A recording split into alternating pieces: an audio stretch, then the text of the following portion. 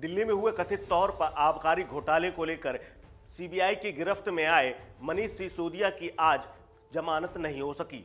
अब इस जमानत को लेकर कोर्ट 10 तारीख यानी 10 मार्च को सुनवाई करेगा। वहीं दूसरी तरफ सीबीआई ने मनीष सिसोदिया की 3 दिन की रिमांड मांगी, लेकिन कोर्ट ने सिर्फ 2 दिन की रिमांड दी है। यानी सिसोदिया अभी सीबीआई की कस्टडी में ही रहेंगे और सीबीआई उनसे पूछताछ करेगी। आज सीबीआई कोर्ट यानी राउज एवेन्यू की कोर्ट में उनकी पेशी के बाद बहस भी हुई। इस बहस के दौरान सिसोदिया ने जहां अपनी पत्नी की बीमारी का हवाला दिया, साथ ही होली की बात कही और ये भी कहा कि वो सहयोग करने के लिए तैयार है। वहीं दूसरी तरफ सीबीआई ने ये तर्क दिए कि मनीष सिसोदिया उनकी पूछताछ में कोई भी किसी प्रकार का सहयोग नहीं कर रहे हैं। साथ ही कुछ अहम फाइलें जो कि खोई हुई हैं उनको ढूंढने में मदद भी नहीं कर रहे हैं। इसके अलावा कोर्ट ने ये भी सीबीआई से पूछा कि आखिर अभी क्या क्या आपको करना है, आपको रिमांड क्यों चाहिए। सीबीआई ने कोर्ट में ये कहा कि अभी कुछ आरोपियों के साथ मनीष सिसोदिया की पूछताछ की जानी है, यानी आमना सामना कराया जाना है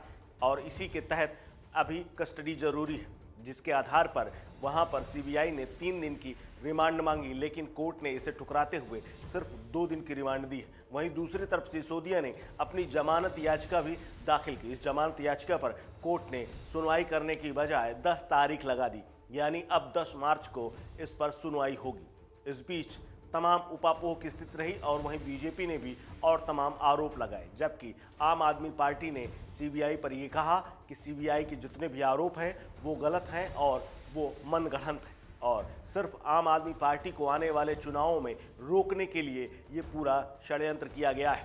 मनीष सिसोदिया के पक्ष में ये भी कहा गया कि त्यौहार हैं और उनके लिए भी ये त्यौहार हैं, ऐसे में उन्हें बेल दे दी जाए। वो दोबारा फिर से 9 तारीख को सीबीआई के सामने पेश होने को तैयार है। इस पर कोर्ट ने कहा कि अगर आपको लगता है कि रिमांड का आदेश गलत है तो वो आप हाई कोर्ट जा सकते हैं। बचाव पक्ष का ये भी कहना था कि मनीष सिसोदिया की पत्नी की तबीयत ठीक नहीं है, वो पिछले 20 सालों से बीमार है। इस पर सीबीआई को अब रिमांड नहीं मिलनी चाहिए, क्योंकि 5 दिन रिमांड के लिए बहुत होते हैं, जिस पर आरोपी ने अपने जवाब दे दिए। मनीष सिसोदिया ने यह भी कहा कि सीबीआई ने मेरे घर से लेकर दफ्तर और पैतृक घर यानी गांव तक में रेड की और उसमें उन्हें कुछ नहीं मिला। ऐसे में बचाव पक्ष की तरफ से दलील भी रखी गई।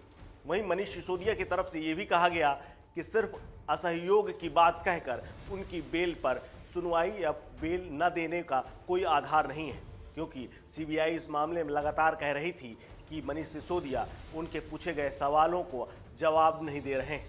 वहीं दूसरी तरफ मनीष सिसोदिया के वकील ने कहा कि असहयोग की कोई परिभाषा नहीं है और असहयोग के आरोप गलत है। जो भी उनके मुवक्किल से यानी मनीष सिसोदिया से पूछे जा रहे हैं उनके वो लगातार जवाब दे रहे हैं और आगे भी जवाब देने के लिए तैयार है। वहीं सीबीआई ने यह भी कहा कि अभी कुछ अधिकारियों के जवाब और अधिकारियों का आमना सामना मनीष सिसोदिया के साथ कराया जाना है। इसके जवाब में सीबीआई ने कहा कि मनीष सिसोदिया की तरफ से सुप्रीम कोर्ट में पिटीशन डाली गई थी, इसलिए समय वहां लगा है। अलग अलग गवाहों से आमना सामना करवाना है। सीबीआई ने 3 दिन की और रिमांड मांगी, जिसके बाद कोर्ट ने सिर्फ 2 दिन की रिमांड दी है।